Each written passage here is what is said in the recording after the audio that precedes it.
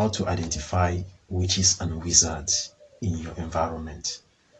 Each time we talk about witches and wizards, some people think that those things are not real or do not exist. Except you are living outside Africa, you will not understand this. But if you're in Africa, there are some things that you don't understand because life itself is mysterious. Let me give some attributes of witchcraft. Just in case you notice this, you know that you are together with those people.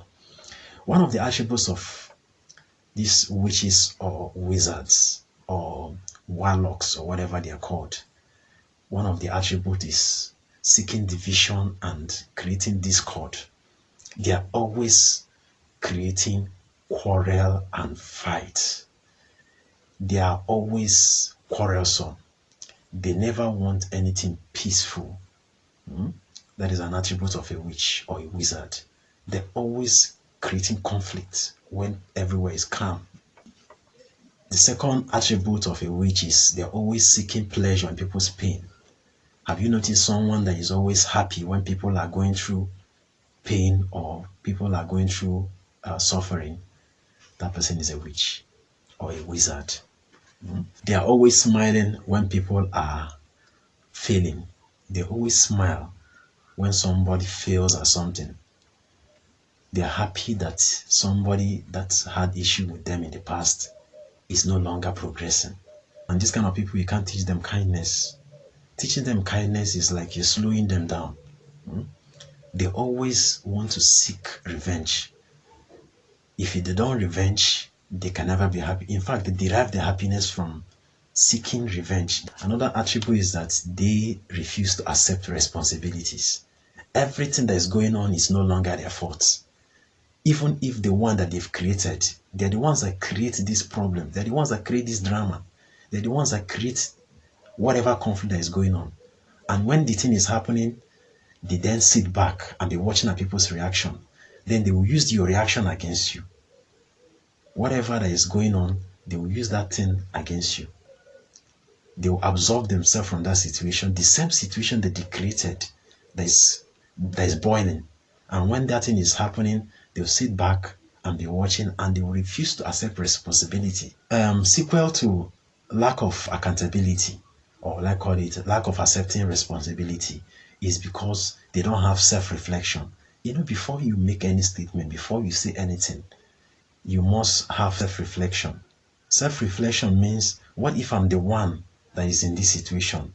What if I'm the one passing through this? Am I supposed to have acted this way? They don't have self-reflection. Another sign of a witchcraft or a witch in your environment is that they drain your energy. I've said this in one of my videos, that if you're discussing with someone and the person always wants to keep sapping information from you, the person wants to be talking endlessly. And what he's looking for in that discussion is to get something that they will use against you. And you don't know when you will leak your secret to them, and then tomorrow they will be able to sit comfortable and tell people that I know this person's secret. And you don't know that in the course of discussing with them, you may have revealed something that is supposed to be kept secret. They don't see the positive side of life. They are always pessimistic. Even they don't believe that someone can do this and make it. And those kind of people, they can argue to a fault. They look at you doubtfully that you don't know what you're saying, which means that you have to keep explaining yourself. All these things is fueled by demonic forces, because anyone that have a good spirit or a positive spirit will not be moving in that direction. This person is fueled by strong demonic forces in their lives, and that is why they are always at the other side of creating havoc, always troublesome, always conflict bound, always seeking people's hearts. And all these things are born out of childhood trauma with people that were raised in dysfunctional background, people that lacked fatherly roles in their life. Because we keep saying it, according to ordinary spirituality, fathers have a very significant roles to play in the raising and upbringing of their children. And most people that you see them behaving like this are displaying a void that they carried from childhood trauma into their adulthood. They are always seeking attention. They are always seeking validation from people. In fact, if they don't get validated, they feel like something is going wrong.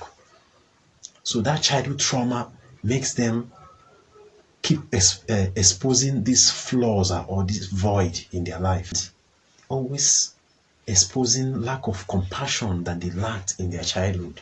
That is why I keep saying parenting has to be something intentional. You can't just be a parent by accident. You have to start parenting by intentionality. You have to start parenting. Raise them with love, raise them with compassion.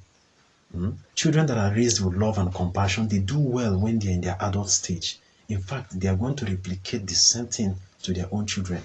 I know it's good to discipline kids, but when discipline becomes authoritarian, it's no longer that you are raising kids.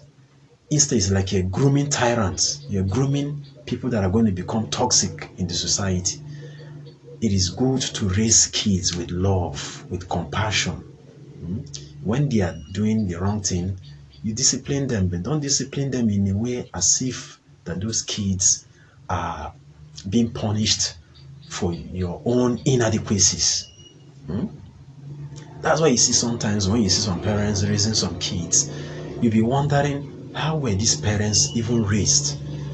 The high-handedness is too much. And any child that is being raised like this, the child becomes a very difficult person in the society. That is why you see some people that are showcasing acts of wickedness. You have to check out by their background, where they were brought up. Because you can't give what you don't have. You can only show love when you were raised in love. If you're showing wickedness, it's because you were raised in wickedness. You can't give what you don't have. So that is why parenting has to be an intentional act. That if you're starting a life you're starting a family as an individual, you must know the kind of person you're bringing in. You must know the kind of family you want to form. Do not bring in people that cannot take sorry, people that cannot forgo things easily, people that are bent on seeking revenge. Once you have this kind of people in your life, if they don't get revenge for whatever happened, they are not happy. Such people are toxic. But living with such kind of people, it means that they keep dragging you down. They will keep dragging you down. So if you're watching this video or you don't understand anything I said here, chat me on my WhatsApp. We'll be able to have a one-on-one conversation. Thank you for stopping by. Yagasi.